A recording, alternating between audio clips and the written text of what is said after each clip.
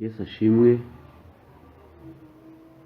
Bene data, Imana ihabwa icyubahiro muri iki gitondo cyo ku cyumweru. Turashima Imana kuko yongeye kuduha umwanya wo guterana amateraniro yo ku cyumweru ku itariki 3. Turashima Imana rero kubw'ubuntu bwayo. Mbere na mbere turashima Imana ko hari cyahindutse mu gihugu cyacu mu by'ukuri kijyanye n'imikorere, kijyanye no kongera kuva mu rugo no gukora. Imana ihabwa icyubahiro. Twizeye ko n'ibisigaye bindi izabikora kandi izabikora neza, ko Imana ariyo kwizerwa. Dukomeze dusenge, dukomeze twinginga Imana, kandi dukomeze twubahirize amabwiriza nk'uko leta ibidusaba ko ari ku neza yacu. Imana ishimwe rero, kandi Imana ibahe umugisha mwese. Reka rero dusenge kugira ngo twumve ijambo ry'Imana Imana yatugeneye kumva uyu munsi. Data, mu izina rya Yesu Kristo, turagushimiye kuri Imana nziza, Imana y'urukundo, Imana y'ubuntu n'imbabazi. Tuguha icyubahiro n'ishimwe, kurakwiriye kandi uzahora ku ngoma iteka. Ni ukuri duciye bugufi tuguha icyubahiro kubw'imirimo wakoze mu buzima bwacu nk'abanyarwanda ndetse n'abatuye isi, kubw'icyorezo cyateye isi. Mu Rwanda rwacu warahabaye kugeza uyu munsi, ntawe urabura ubuzima, abarwayi barimo barakira. Turagushimira ko ibintu bigenda bihinduka bimera neza. Mana, turakwinginze kugira ngo nk'uko wabanye natwe mu gihe gishize, n'ubundi ukomeze ubane natwe. Tugiye rero mu kumva ijambo ryawe. Mwana, turakwinginze kugira ngo ridukomeze, ritugaburire, ridusubizemo imbaraga, kuko niryo ryabanye natwe muri iyi minsi yose. Tukaba tukiri bazima, tugihumeka, tukivuga gukomera kwawe. Urakoze, icyubahiro kibi cyawe no gukomera. Mwuka wera bari uyobora kandi bari uhumuriza imitima yacu, kandi bari twumvisha no kudusobanurira ijambo ryawe, kugira ngo dukore ibyaryo kandi tugendere muri ryo, mu izina rya Yesu Kristo, amen. Yesu ashimwe. Bene data, reka tujye mu ijambo ry'Imana dusanga mu gitabo cy'ubutumwa bw'isi bwanditswe na Yohana, ibice 8 guhera ku murongo wa 31 n'uwa 32. Reka dusome mu izina rya Yesu. Nuko Yesu abwira abayuda bamwemeye ati, nimuguma mu ijambo ryanjye muzaba abigishwa banjye nyakuri, namwe muzamenya ukuri, kandi ukuri niko kuzababatura. Amen. Dukomeze no muri Yohana 16 umurongo wa 33. Haravuga ngo, ibyo mbibabwiriye kugira ngo mugire amahoro muri jye. Mu isi mugira umubabaro, ariko muhumure, nanesheje isi. Amen. Umutwe w'ijambo uyu munsi uravuga ngo kumenya ukuri bihesha amahoro. Kumenya ukuri bihesha amahoro. Kumenya ukuri bihesha amahoro. Uyu munsi ndakwifuriza kumenya ukuri mu izina rya Yesu Kristo, kuko iyo wamenye ukuri, ukuri kugutuma ugira amahoro. Amahoro asobanura ibintu bibiri. Asobanura kunyurwa ndetse no gutuza. Ni ukuvuga ngo amahoro asobanura kunyurwa no gutuza. Gutuza ni ukudahagarika umutima, ni ukutiganyira, ni ukutajarajeza ibitekerezo wiganyira uhagaritse umutima. Ndetse kunyurwa bivuze kwishimira ibyo ufite, bivuze kwishimira icyo utunze, ukanezerwa n'uwo uriwe, ukanezerwa n'uko utunze, ugashimira Imana ikiriho. Hanyuma ntibivuze ko utagira icyifuzo cyo kuva mu buzima urimo igihe butameze neza, ariko mu by'ukuri kunyurwa bivuze kugirira Imana icyizere ko n'ibyo ucamo ibizi kandi bishoboye, hanyuma bigatuma unyurwa nabyo, ukamenya ko ari ubushake bwayo guca mu byo urimo gucamo, kandi byose ari kukuzanira ibyiza. Amahoro rero bivuze kunyurwa ndetse no kugira umutuzo mu mutima wawe no mu bitekerezo byawe. Ntabwo gutuza ari ukubura kugira, ntabwo kunyurwa ari ukubura kugira, ahubwo no kugirira Imana icyizere. Ibyo bigatuma ugira amahoro. Kumenya ukuri rero bihesha amahoro. Kumenya ukuri bihesha amahoro. Reka dufate urugero twakwifashisha.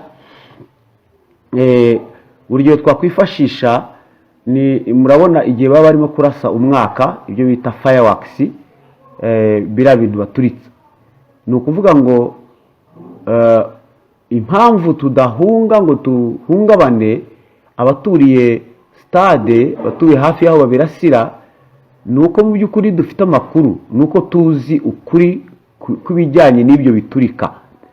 ibyo biturika ntabwo byica. Ibyo biturika biba ari ugusereburetinga, biba ari ukwizihiza umwaka, biba ari ukwishimira umwaka, biba ari kubahiriza ibintu runaka, biba ari ibirori runaka, kandi biba ari imyuka bitagufata. So niyo mpamvu iyo babituritsa uraseka ukajya mu nzu yawe, ntuhunge. Ariko mu by'ukuri tugiye tukumva biriya bintu biraturika nko ku itariki wenda 15 z'ukwa gatatu, tutazi ko haba hari ibirori ibyo ari byo byose, kandi tukumva biraturikira ahantu tudafite amakuru ko bijya biturikira. Ndakeka nta muntu wasigara mu nzu, twese twahita duhunga kuko tudafite ukuri ku bijyanye n'ibirimo kuba. Niyo mpamvu rero uyu munsi ijambo ry'Imana ritubwiye ngo kumenya ukuri bihesha amahoro. Ese mu by'ukuri ni ukumenya ukuri? Buriya mu buzima ijambo ry'Imana ritubwiye ngo nimuguma mu ijambo ryanjye muzamenya ukuri, muzabigishwa wanjye nyakuri, kandi muzamenya ukuri, kandi ukuri kuzababatura. Ukuri kuzababatura. Ndetse Yesu aravuze ngo ibyo mbabwire kugira ngo mugire amahoro muri jye. Mu isi harimo imibabaro, ariko igituma mugira amahoro muri jye ni uko njyewe nanesheje isi. Mu by'ukuri hari ibintu bibiri nasanze bitera ubwoba mu buzima, kandi bikakubata iyo wagiye munsi. Ubwoba burabata, guhagarika umutima birabata, amaganya arabata. Uyu munsi rero iyo wamenye ukuri, ntabwo amaganya kubata, ntabwo gukunda iby'isi bikubata, ntabwo ubutunzi bukubata, ntabwo urupfu rukubata. Ni ukuvuga ngo hari ibintu bigera kuri bibiri mu by'ukuri nabonye bikaze tugomba kwitondera bijya bibata abantu. Ibyo bintu ni urupfu, gutinya urupfu no gutinya ibihe. Gutinya urupfu no gutinya ibihe ducamo. Ibihe ducamo ni ukuvuga ngo hari ibihe by'ubukene, hari ibihe by'uburwayi, hari ibihe by'igisuzuguriro, hari ibihe byo kubura ibyo urya n'ibyo unywa, hari ibihe byo gucishwa bugufi, hari ibihe dutekereza ubu ngubu turimo turavuga ngo dusigaranye isomo, korona nirangira dusigaranye isomo ryo kujya twizigama kuko ibihe bijya bihinduka. Mbese dusigaranye ibintu byinshi by'akajagari mu mutwe biteye ubwoba, n'imipango myinshi n'ubwoba bwinshi n'igihunga cyinshi kubera ibihe birahinduka. Ibihe bijya bihinduka kandi ibihe bikaza biteye ubwoba. Ndetse ikindi dutinya ni urupfu ruratinywa rwose. Urupfu n'ibihe. Nubona urimo kubika udufaranga, nubona urimo kwima abandi, nubona urimo kwiganyira, nubona uhagaritse umutima, si ikindi mu by'ukuri ni ugutinya ibihe bibi. Ibihe bibi ducamo kuri iyi si bitera ubwoba, ndetse n'urupfu. Ni ukuvuga rero iyo wamenye ukuri kuri ibi bintu bibiri, iyo wamenye ukuri ku buzima bwawe, bigufasha gutinyuka bino bintu bibiri, bigatuma no mu rupfu wagira amahoro, bigatuma no mu bihe bibi ushobora kugira amahoro. Kubera iki? Kuko ufite amakuru. Mu by'ukuri si ikindi. Yesu yaravuze ngo mu isi mugira imibabaro. Mbabwiye ukuri mbere kugira ngo mugire amahoro. Nubwo mu isi mufite imibabaro, ndabizi mu isi mufite imibabaro, mufite imiruho, mufite ibiteye ubwoba, muca mu bihe bigoye bitandukanye, ariko mu by'ukuri mbabwiye ukuri mbere kugira ngo mugire amahoro. Kandi nubwo mu isi muca mu mibabaro itari imwe, ariko muhumure, mutuze, nanesheje isi. Uri muri wowe yanesheje isi. Iyo ufiteho amakuru ahagije, ukamenya ubuzima bwawe, inkomoko yabwo, n'igituma uriho, n'ikikubeshejeho, n'iherezo ryawe, ibyo bituma ushobora kugira amahoro no mu bihe bigoye. Si ikindi kibitera, ni uko ufite ukuri. Kumenya ukuri bituma ugira amahoro. Kumenya ukuri bituma utuza. Kumenya ukuri bituma unyurwa mu byo ucamo, kuko ufite ukuri kw'ibyo ucamo. Mu bihe ducamo rero nibyo tugendamo byose, icyo dusabwa n'iki ngiki ni ukumenya ukuri. Kandi tuzi ijambo ry'Imana ko riratubwira amagambo, riratubwira ngo mbere na mbere hari ikintu tugomba kumenya. Ni ukuvuga ngo iyo wamenye ukuri uva mu bubata bwo gutinya urupfu n'ibihe ucamo bibi, kuko Yesu niwe kuri. Yesu niwe kuri, Yesu niwe jambo, ijambo niryo mwuka, umwuka niwo jambo, ijambo ry'Imana niyo Mana twabonye. Kasubiremo amagambo, iyo umenye ukuri uva mu bubata bwo gutinya urupfu n'ibihe ucamo. Yesu niwe kuri. Ijambo ry'Imana tubwira ngo Yesu niwe nzira n'ukuri n'ubugingo, ntawe ujya kwa Data atamujyanye. Hanyuma none Yesu niwe jambo, kuko tuzi ko ijambo ry'Imana niryo kuri. Nanone Yesu niwe jambo. Mu yandi magambo, ijambo ryambaye umubiri ni Kristo. Ijambo ryanditswe ni Bibiliya. Ijambo ridushoboza mu byo ducamo ni umwuka wera. Imana muri twe ni umwuka wera. Imana twabonye uburyo Imana yigaragaje muri twe, imiterere yayo nuko itekereza nuko yibwira ni ijambo ryayo. Nuvuga ngo ijambo ry'Imana ni umwuka, kuko ni ibitekerezo by'Imana. Umwuka wera ni usobanura ibyo byanditswe bifatika dusoma, kuko ari byo bitekerezo by'Imana. Niyo ijambo ry'Imana mu Korinto ba mbere ibice 2 tubwira ngo n'iby'Imana niko biri, ntawe ubasha kubimenya keretse umwuka wayo. Ngo ariko twebweho twahawe umwuka w'Imana, ntabwo twahawe umwuka w'isi. Dusobanuza iby'umwuka bindi. Ngo ijambo ry'Imana turisobanuza umwuka, ko naryo ni umwuka. Dusobanuza iby'umwuka bindi. Dusobanuza iby'umwuka bindi. Ngo kuko umuntu wa kamere ntashobora kumenya iby'umwuka, kuko ari ubupfu kuri we. Ariko umuntu w'umwuka arondora byose, kuko umwuka azi byose. Ijambo rikatubaza ngo ninde wigeze kumenya iby'Imana itekereza ngo ayigire inama. Ariko aravuga ngo ariko twebweho dufite gutekereza kwa Kristo, dufite imyumvire ya Kristo, kuko muri twe harimo umwuka wa Kristo, harimo imitekerereze ya Kristo. Amen. Hanyuma Yesu niwe kuri, Yesu niwe jambo, ijambo niryo mwuka, umwuka niwe jambo, ijambo ry'Imana niyo Mana twabonye. Niko kwiyerekana kw'Imana twabonye mu buzima bwacu. Imana yacu ntihabwa icyubahiro. Ni ukuvuga rero ngo iyo tumenye Kristo neza, tukamenya ijambo neza, cyangwa tugasobanukirwa umwuka wera neza, icyo gihe tuba tumenya ukuri, tuhita tumenya ukuri. Mu by'ukuri hari ibintu nabonye mu buzima tugomba kumenya. Iyo tubimenye bituma mu by'ukuri tugira umutuzo, kuko tuba tumenye inkomoko yacu, tuba tumenye impamvu turiho, tuba tumenye ikitubeshejeho, tuba tumenye ikitubeshejeho, tuba tumenye iherezo ryacu, ku buryo ikikugezeho mu buzima ubuze icyo gisobanuye. Uyu munsi ndagira ngo wenda tuvuge ku bintu bigera nko ku 10 twihuse vuba, tumenya mu buzima, bigatuma dusobanukirwa neza, bigatuma tugira amahoro n'umutuzo, cyangwa se tugira umutuzo no kunyurwa mu buzima bwacu. Icya mbere tumenya nuko Imana ariyo yaturemye kandi dukunda. Cyo nicyo cya mbere. Imana niyo yaturemye kandi iradukunda. Imana niyo yaturemye kandi iradukunda. Icyo wakimenye, umenya ko niba Imana ariyo yakuremye, ugomba kwicira bugufi, ugomba kuyubaha, kandi igufitiye umugambi mwiza. Igufitiye umugambi mwiza kandi gukunda. Kandi hari ikimenyetso cy'uko yagukunze, kuko yaguhaye umwana wa Yesu Kristo. Mu yandi magambo, inkomoko yanjye ni ku Mana, uwandemye ni Imana.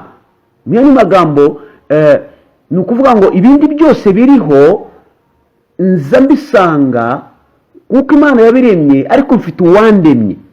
Icya kabiri, Imana niyo imbeshaho kandi ishobora byose. Iyo umaze kumenya ko Imana ikubeshaho, ni ukuvuga ngo iyo umuntu yakubwira ati ndaguhitana, inzara yaza ikagutera ubwoba, umenya ikintu kimwe, ko Imana ari ikubeshaho. Niyo mpamvu Yesu yabwiye abigishwa be muri Matayo 6:25, arabwira ngo ntimukiganyire mwibaza ibyo muzarya n'ibyo muzanywa n'ibyo muzambara, kuko ubugingo mufite buruta ibiryo, ndetse n'umubiri mufite uruta imyambaro. Mu yandi magambo, mumenye ubabeshaho ko ari ubaha ubuzima. ntabwo abantu uyu munsi bavuye mu mubiri bitabye Imana bapfuye ari abantu bari babuze ibiryo, ari abantu bari babuze imibereho. Oya, ni abantu bari barangije kubaho, kuko iyabaremye niyo ibabeshaho kugeza igihe yateganije ko bazamara. Uyu munsi rero iyo wamaze kumenya ko Imana ari ikubeshaho, ijambo ry'Imana mu byakozwe n'intumwa 17 umurongo 28 gutyo kumanuka kugeza kuri 30 haratubwiriye amagambo ngo 27 gutyo haravuga ngo niha bose guhumeka no kubaho n'ibindi byose, niduha guhumeka no kubaho n'ibindi byose. Ni magambo iyo wamaze kumenya ibyo, ibihe bihindutse umenya ko atari ibihe bikubeshaho, kuko no mu bihe byiza barapfa, no mu bihe byiza burya abantu barahungabana, bahurira n'ibihe bibi mu bihe byiza.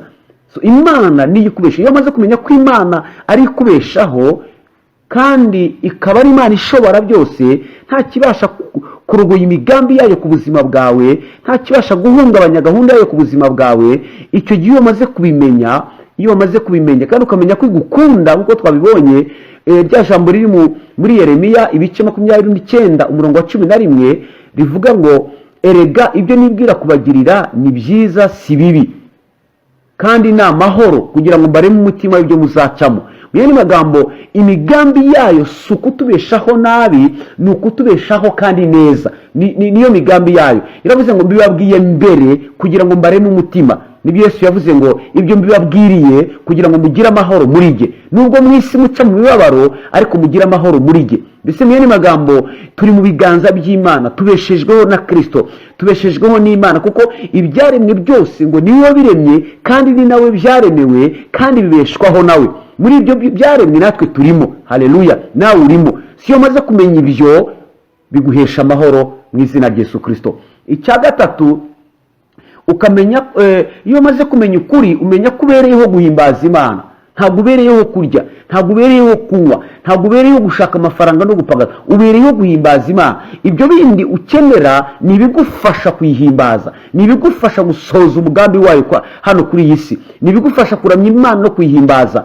Kandi Yesu niwe nzira itugeza ku Mana, niwe nzira no kuri bitugeza ku Mana. Iyo umaze kwakira agakiza ukihana ugahindukira, Kristo aba muri wowe nawe ukaba muri we. Hanyuma rya jambo dusanga mu Befeso igice cya mbere umurongo wa 9 umurongo wa 10 rivuga ngo twakijwe n'ubuntu si kubw'imirimo kugira ngo hatagira uwirata, kuko turaba Imana yaremye ituremeye imirimo myiza muri Kristo Yesu. Ni ukuvuga ngo Imana yaturemeye imirimo myiza muri Kristo Yesu. Iyo twamaze kwinjira muri Kristo tumenya ukuri, hanyuma twamara kumenya ukuri tukamenya ko twaremeye imirimo myiza, ariko iyo mirimo twayiremewe muri Kristo Yesu. Ntabwo ari hanze ya Kristo, ni muri Kristo Yesu. Ni ukuvuga mu yandi magambo, iyo umuntu atarakizwa nta mirimo myiza yakora, kuko impamvu ni iyihe? Imirimo myiza ntabwo ireberwa muri quality y'icyo wakoze, mu bwiza bw'icyo wakoze. Imirimo myiza imbere y'Imana igaragarira mu mpamvu wakoze icyo wakoze. Ni ukuvuga uyu munsi nshobora guha umuntu icyo kurya, ariko iyo ntakimuhereye guhimbaza Imana, uwo si umurimo mwiza mu maso y'Imana. Iyo nkimuhaye kugira ngo izina ry'Imana rihabwe icyubahiro, uwo ni umurimo mwiza mu maso y'Imana. Uyu munsi iyo nkoze icyo nkora cyose ngamije guhimbaza Imana, uwo ni umurimo mwiza mu maso y'Imana. Ariko iyo nkoze icyo nkora cyose ngikoreye izindi mpamvu, uwo si umurimo mwiza mu maso y'Imana. Ni umurimo wo kwihimbaza, kandi umurimo wo kwihimbaza Imana yaravuze ngo icyubahiro cyayo ntabwo izagiha undi. Imirimo myiza muri Kristo Yesu ni imirimo ihimbaza Imana. Uyu munsi twaremewe guhimbaza Imana. Icyo dukora cyose tugikorera guhimbaza Imana. Niba mfashije umuntu, niba mbwirije umuntu, niba mshyikiye umuntu, niba hari ikindi cyiza nkoze icyo cyo cyose, nkwiye kugikorera kugira ngo izina ry'Imana rihabwe icyubahiro. Icyo gihe niryo jambo Pawulo yavuze yandikira Abakorinto bice 10 umurongo wa 31, aravuga ngo namwe niba murya cyangwa mukora ikindi kintu cyose, mukorere byose guhimbaza Imana. Uyu munsi namenye ko mbereyeho guhimbaza Imana. Iyo wamenye ukuri, umenya impamvu yo kubaho kwawe, ukamenya ko ubereyeho guhimbaza Imana. Haleluya, ubereyeho guhimbaza Imana. Icya kane, umenya ko hari igihe uzava muri iyi si, kandi hari igihe uzava muri iyi si usubire ku Mana yakuremye. iyo wamaze kumenya ukuri umenya ko uri umushyitsi n'umwimukira kuri iyi si. Ukorera isi nk'umugenzi kandi ukayikorera nk'uzayihoraho ko ishakaho imirimo, ukora nk'uzahoraho kuko uzahindura ubuzima ukabaho iteka, kandi ikizaguherekeza ni icyo wakoze ukiri muri uyu mubiri. Mbese niyo nimaga umenya ko ibyo ukora byose ntuzahoraho, uzava muri iyi si. Iyo wamenye ukuri umenya ko hari umunsi uzava muri iyi si. Ukora nk'uwitegura n'urupfu ntirugutera ubwoba, kumenya ko hari ubundi buzima. Iyo uri muri Kristo Yesu ntabwo uzapfa, hari ubundi buzima, uzimuka, hari umunsi uzimuka. Niyo mpamvu Pawulo yavuze ngo ku mukristo w'ukuri gupfa ni inyungu. Yaravuze ngo gupfa bimbereye inyungu, ndetse no kubaho nabyo nta kibazo kuko bituma mfasha abandi. Ariko nanone ni ku bwanjye napfa nkajya kwibanira na Kristo iteka n'iteka. Iyo umenye ukuri umenya ko uzava kuri iyi si. Hari umunsi umwe uzava kuri iyi si, hari umunsi umwe uzagenda, hari umunsi umwe uzasiga buri kintu cyose, hari umunsi umwe uzasiga abantu, hari umunsi umwe uzasiga ubutunzi, hari umunsi uzasiga indwara, hari umunsi uzasiga ibihe, hari umunsi uzatandukana buri kintu ukajya kwibanira na Kristo iteka n'iteka umunezero udashira. Ibyo nibyo bihe binezeza.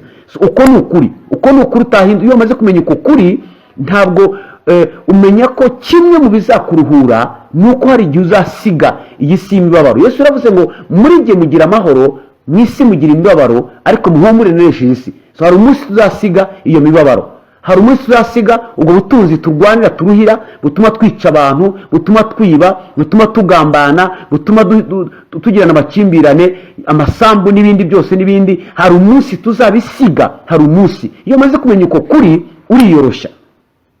Umunsi umwe naburanye n'umuntu dupfa ubutaka, yararengereye afata metero kare nka 80 ku kibanza cyanjye, kandi mu by'ukuri nakiguze biri no ku cyangombwa cyanjye cy'ubutaka. Ariko arambwira ati, yari mwene data umwe, arambwira ati tuzaburana kugeza aho imanza zirangirira, kandi abivuga arakaye cyane.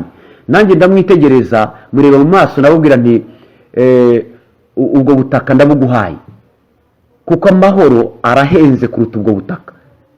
Ahita haguruka nkora mu ntoki nk'uvuye nk'ubonye igitangaza gikomeye cyane, kuko mubwiye ngo ubutaka ndabumuhaye. Mu by'ukuri icyo nabikoreye ni iki: narebye umwanya wo gutakaza mu manza, ntekereje yuko ibyo bintu uzabisiga, ntekereje yuko muri ayo makimbirane harimo gukora icyaha no kuba nagira kwangana no guhangana nawe. Ako kanya icyo nakoze ni iki: nahise mubwira ngo ndabuguhaye kuko amahoro ahenze kuruta izo metero kare. Aranezerwa, tubana amahoro, turatunana neza, kandi ntibyambujije kuvana inyungu muri ubwo butaka kubera ko ubwo butaka nabumuhaye.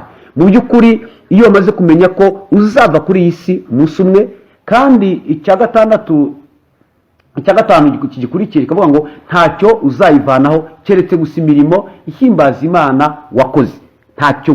Ntacyo uzayivanaho keretse gusa imirimo ihimbaza Imana wakoze nizaguherekeza.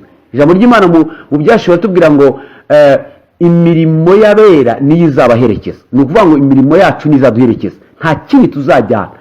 Icyo kintu iyo wamenye ukuri umenya ibyo nibyo umenya, bituma uba uca ku isi woroshye, bituma uca ku isi utavunika, bituma uca ku isi nta muntu umuhanganye, kuko uzi neza ko uzava ku isi umunsi umwe. Icya kabiri, uzi ko nta kintu na kimwe uzayivanaho keretse imirimo ihimbaza Imana wakoze.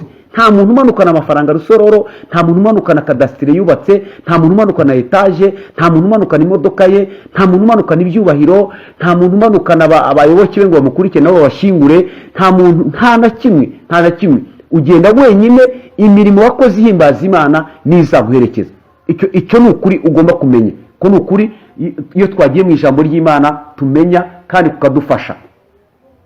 Icya gatandatu tumenya muri uko kuri nuko Yesu yapfiriye ibyaha byacu. Iyo tumwizeye turababarirwa, ntacyo twishyuzwa. Ni ukuvuga ngo ibyaha biduhangayikisha, bitubuza amahoro. Icyaha kiraryana, umutima uhana, icyaha kirababaza mu mutima. Ariko iyo wamaze kumenya kuri muri Kristo Yesu kandi yapfiriye ibyaha byawe, icyo gihe umenya ko n'ibyaha byarangiye, kuko amahangayiko aturutse ku byaha Yesu yatubabariye. Ibyaha byacu byarangiye, yatubabariye ibya none, yatubabariye n'ibizaza, nibyo tuzakora kera. Tugomba kwirinda, tugomba kurwanya intambara yo kwanga ikibi, tugomba kurwanya intambara yo kureka ikibi no kwirinda, nibyo nk'abakristo. Ariko tukanamenya neza Yohana yarabivuze mu bice rwandiko rwa Yohana rwa mbere rwa Yohana ibice 2 aravuga ngo bana bato mbandikiye kugira ngo mudakora icyaha mwirinde rwose icyakora nihagira umuntu ukora icyaha mumenye ko dufite umurengezi wacu ku Mana ari we mpongano y'ibyaha byacu kandi si ibyacu gusa ahubwo nibyo bari mu isi bose. Imana yacu ntihabwe icyubahiro. So ukuri tumenya nuko Yesu yapfiriye ibyaha byacu, nuko ibyaha byacu biturira umutima, biduhangayikisha, bitubuza amahoro. Mu by'ukuri Yesu yarabipfiriye. Uyu munsi turi muri Kristo Yesu, kandi ibyaha byacu yarabipfiriwe. Twarababariwe muri Kristo Yesu, ibyaha byacu Yesu yarabipfiriye. Imana yacu ntihabwe icyubahiro. Cyo ni icya 6. Icya 7, urupfu ntidukwiye kurutinya kuko yararunesheje. Yesu yararunesheje, muri we ndanesha. Ni ukuvuga ngo urupfu rwateraga ubwoba, kuko ijambo ry'Imana bahibora riratubwira ngo yarapfuye aranesha urupfu kugira ngo bature twebwe abahoze mu bubata bwo gutinya urupfu iminsi yo kubaho kwacu yose. Abahoze mu bubata bwo gutinya urupfu iminsi yo kubaho kwacu yose. Abatura bahoze mu bubata bwo gutinya urupfu iminsi yo kubaho kwacu yose. Mu by'ukuri icya 7 tugomba kumenya nuko tumenya iyo turi mu kuri nuko tuba tutagitinya urupfu, ko Paulo yaravuze ngo kuri jye gupfa ni inyungu, kuko gupfa bitumenya kubana na Kristo nakoreye niringiye. So hanyuma rero turi muri Kristo Yesu tumenya ukuri yuko ibyaha byacu byishyuwe, kandi tukamenya ko ibyaha bizana urupfu. Bityo niba icyaha yaragikuye mu buzima bwanjye, bisobanuye ngo urupfu rwaragiye, kuko icyaha ni rwo rubori rw'urupfu. Ni ukuvuga ngo nta cyaha gihari nta rupfu. Ijambo ry'Imana tubwira ngo ibihembo by'ibyaha ni urupfu. Ni ukuvuga ngo nta bihembo by'ibyaha dufite, kuko Yesu icyaha gikuye yapfuye mu cyimbo cyacu, yabambiwe ibyaha byacu arapfa. Ni ukuvuga ngo igihano kiduhesha amahoro cyari kuri we, imibyimba ye niyo adukirisha, gukiranirwa kwacu kose kwagiye kuri we. Ibyo bimenye uko ni ukuri. Ntabwo ugendera ku bitekerezo by'abantu, ntugendera kuri santima z'abantu. Umenya neza yuko iyo wihannye ugasaba imbabazi ukizera Kristo, ukihana ugasaba Imana imbabazi, Imana irakubabarira ibyaha byawe byahise, ibyaha byawe bya none ndetse n'ibizaza. Nta na rimwe iyo umuntu yihannye bikwiye ku mutima, Imana iramubabarira kandi igahanagura ibyaha bye byose, kuko Yesu yarabipfiriye. Ko ni ukuri. Hari abantu benshi bakora ibyaha bagahunga Imana, ngo noneho ntiyambabarira, ngo nimaze kwihana igihe kinini, ngo byararangiye ntiyambabarira. Ndetse nkubwira ikintu kimwe, ubukana bw'urupfu rwa Yesu ku musaraba nta cyaha wakora cyaburuta, nta cyaha wakora cyasumba igihano Yesu yahanwe ku musaraba igorogota, nta na kimwe.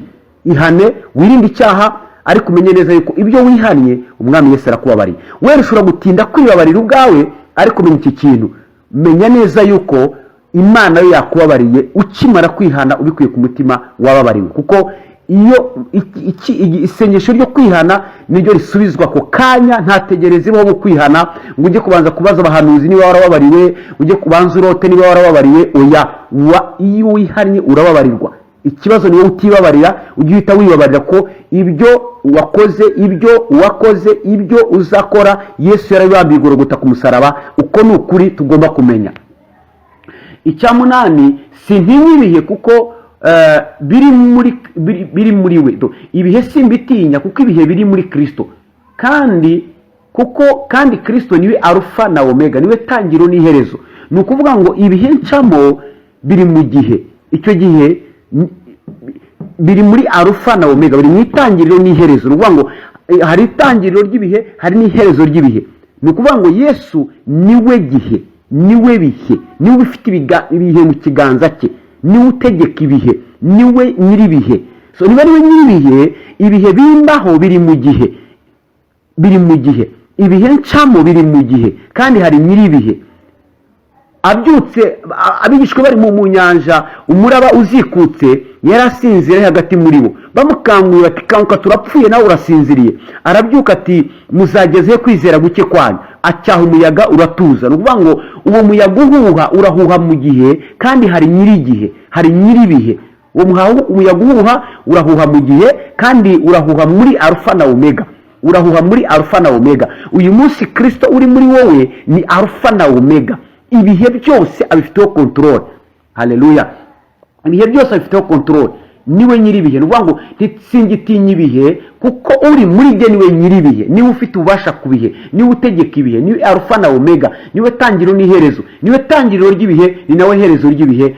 Imana yacu ntihabwa icyubahiro. Ikindi namenye, iyo uri mukuri, iyo umenye ukuri, umenya ibi bintu, umenya ko ibikubaho, ibibi cyangwa ibyiza, Imana ibikoresha kuzana ibyiza mu buzima bwawe. Ibikubaho ni ukuvuga ibibi cyangwa ibyiza, Imana ibizanisha ibyiza mu buzima. Ni ukuvuga ngo biri mu rukundo rw'Imana, biri mu rukundo rw'Imana. Ntabwo biko bibabaje bisobanura ibibi ku buzima bwawe, ntabwo biko bishimisha bisobanura ibyiza ku buzima bwawe. Ahubwo iyo uri muri Kristo, iyo uri mu Mana, iyo ukunda Imana, iyo uri mu kuri, mbese mu yandi magambo, iyo wamenye ukuri, umenya neza ko ibikubaho byose Imana bifatanyiriza hamwe kukuzanira ibyiza. Ijambo riri mu Baroma 18:28 ngo tuzi ko kubakunda Imana byose bifatanyiriza hamwe kubazanira ibyiza. Pawulo aravuga ngo tuzi ko ni ukuri twamenye. Ntabwo yavuze ngo dukeka ko, ntabwo yavuze ngo dutekereza ko, yavuze ngo tuzi ko kubakunda Imana byose bifatanyiriza hamwe kubazanira ibyiza. Tuzi ko kubakunda Imana byose bifatanyiriza, turabizi, we know. Twamenye ngo kumenya ukuri bihesha amahoro. Kumenya ukuri tuzi ni uko nguko, nuko ibitubaho byose bifatanyiriza hamwe kutuzanira ibyiza kuri twebwe bari muri Kristo Yesu. Imana yacu nishimwe. Cyo ni cya 9. Icya 10, tuzi ko ibyo dukora, ibyo nkora ntibikiri jyewe, ahubwo niwe muri jye. Nuvuga ngo nkimara kwakira Kristo, ni Kristo muri jye, ntabwo akiri jyewe. Nuvuga ngo birwanije Kristo, ibyo mpanganye nabyo ni Kristo wanganye nabyo. Niyo mpamvu ijambo ry'Imana rivuga ngo intama zanjye ziranzi, nanjye ndazizi, kandi ntawe ubasha kuzivuvunira mu kuboko kwanjye, kuko data wazimpaye aruta bose, kandi ntawe ubasha kuzikura mu kuboko kwa data. Mbese ndi muri Kristo, Kristo ari muri jye. Iyo nshonje nsonzanye na Kristo, iyo nkora ndakorana na Kristo. Ibyo nkora byose ni Kristo bikorera muri jyewe. Ni ukuvuga ngo Kristo niwe motivation, Kristo niwe mbaraga, si kubwanjye, ni kubw'umwuka w'Uwiteka uri muri jyewe. Icyo ni cya 10. Bene data, ngibyo ibintu 10 iyo uri mukuri ugomba umenya bigatuma ubatuka mu bwoba. Imana niyo yakuremye kandi yagukunda. Imana niyo ikubeshaho kandi ishobora byose. Mbere yo guhimbaza Imana, hari igihe nzava muri iyi si nkasubira ku Mana yandemye, ntacyo nzayivanaho keretse imirimo myiza nakoze mpimbaza Imana. Yesu yapfiriye ibyaha byanjye, iyo mwizeye ndababarirwa, ntacyo nishyuzwa. Urupfu sinkirutinya ko Yesu yararunesheje, muri we ndanesha. Sintinye ibihe, kuko uri muri jye ni nyiri ibihe kandi utegeka ibihe, ni alfa na omega, n'itangiriro n'iherezo. Ibimbaho byose Imana ikoresha kuzanira ibyiza. Ibyo nkora byose nkiriho ni Kristo bikorera muri jye, kuko imbaraga ze nizo zikorera muri jyewe. Umwuka wera niwe ukorera mu buzima bwanjye. Bene data, dusozana yakubwira aya magambo. Ibihe birakanga ariko ntibiryana, kuko uri muri twe niwe nyiri ibihe. Iyo imbwa igiye kukurya, nyirayo niwe uyibuza. Iyo ayikabukiye ntiyongera kumoka, kuko imenya ijwi rya nyirayo. Ibihe ducamo bifite nyirabyo, ni Yesu. Iyo ategetse ibihe birahinduka, amateka arahinduka. Haleluya. Imana yacu nishimwe kubw'ijambo ryayo. Amahoro ya Kristo abe mu buzima bwayo, kandi aturutse kumenya ukuri. Uyu munsi ukuri nguko ijambo ry'Imana twabonye ryatubwiye ngo nimuguma mu ijambo ryanjye muzabigishwa banjye nyakuri, namwe muzamenya ukuri, kandi ukuri niko kuzababatura. Aravuga kuri 16:3 aravuga ngo ibyo mbibabwiye kugira ngo mugire amahoro muri jye. Mwisi mugira imibabaro, ariko nimuhumure, nanesheje isi. Mwene data naguye uyu munsi ngo kumenya ukuri bihesha amahoro, kandi twabonye ko amahoro mu dukubo entre parenthèse ni ugutuza no kunyurwa. So kumenya ukuri bituma tunyurwa, kandi kumenya ukuri bituma dutuza mu byo ducamo byose. Wikongera gutinya urupfu, wikongera gutinya ibihe, kuko hari uwanesheje urupfu, hari na nyiri ibihe, kandi uwo nguwo ari mu buzima bwawe. Imana yo mu ijuru ibahe umugisha, kandi bagire neza ku ijambo ryayo. Duturize muri Kristo Yesu. Ijambo ry'Imana muri Yeremiya 29:11 yatubwira ngo erega ibyo nibwira kubagirira ni byiza, ntabwo ari bibi, ni amahoro kugira ngo kandi mbivuze kugira ngo mbareme umutima w'ibyo muzacamo. Ibyo mucamo ntaho bihuriye n'umugambi wanjye. Umugambi wanjye ni mwiza. Ndabarema umutima mwuremesha ukuri. Mukomere imitima yanyu bene data, kandi mukomezwe n'ukuri, kuko Imana twizeye ariyo kwiringirwa. Mwakira amahoro aturuka mu kumenya ukuri. Imana ibahe umugisha kandi bagiriye neza. Reka dusenga Imana. Data, ndagushimiye kubw'ubuntu bwawe n'imbabazi zawe n'urukundo rwawe rutarondoreka. Ijambo ryawe ni ukuri kandi ryo kwizerwa. Urakoze kandi rikomereze mu mitima yacu. Tumenyeshe ukuri kugira ngo tubashe kugira amahoro muri ubu buzima bwacu bwa buri munsi, kugeza ubwo uzagaruka uzadusange turi mu mahoro. Mu izina rya Yesu Kristo, amen.